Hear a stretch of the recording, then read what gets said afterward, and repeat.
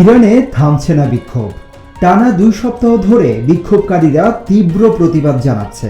পুলিশের সংঘর্ষ, ধোঁয়া ও বিশৃঙ্খলা ইরানের রাজপথের নিত্যদিনের সঙ্গী। হাসপাতালগুলোতে চাপ বাড়ছে, আহতদের চিকিৎসা দিতে হিমশিম খাচ্ছেন চিকিৎসকরা।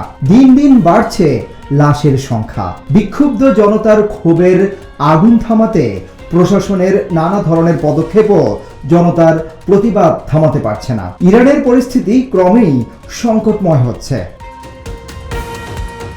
আবারও রাস্তায় নেমেছেন ভেনেজুয়েলায় ক্ষমতাচ্যুত নেতা নিকোলাস মাদুরোর সমর্থকরা। মার্কিন বাহিনীর হাতে নাটকীয়ভাবে ধরা পড়ার 1 সপ্তাহ পর পশ্চিম কারাকাস ও পেতার শহরে পতাকা ও প্লেকার্ড হাতে প্রতিবাদ সমাবেশ করেন তারা। মাদুরোর সমর্থকদের দাবি, প্রেসিডেন্ট ও ফার্স্ট লেডিকে অপহরণ করা হয়েছে। তারা মাদুরো ও সিলিয়া ফ্লোরাকে ফিরে পাওয়া পর্যন্ত প্রতিবাদ না থামার ঘোষণা দেন। এদিকে ভেনেজুয়েলার অন্তর্বর্তী সরকার ধীরে ধীরে কিছু বন্দীকে মুক্তি দিচ্ছে।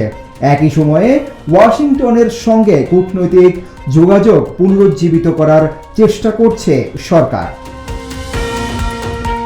মিয়ানমারের সাধারণ নির্বাচনের দ্বিতীয় ধাপের ভোট গ্রহণ শুরু হয়েছে। রোববার সকাল 6টা থেকে সন্ধ্যা 6টা পর্যন্ত ভোট চলে।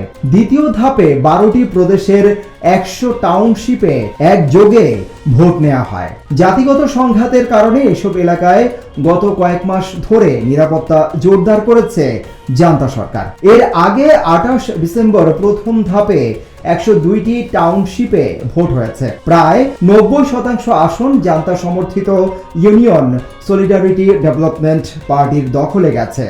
তৃতীয় ও শেষ ধাপের ভোট অনুষ্ঠিত হবে আগামী 25 জানুয়ারি। পুরো নির্বাচনের দিকে জাতীয় ও আন্তর্জাতিক সম্প্রদায়ের নজর রয়েছে।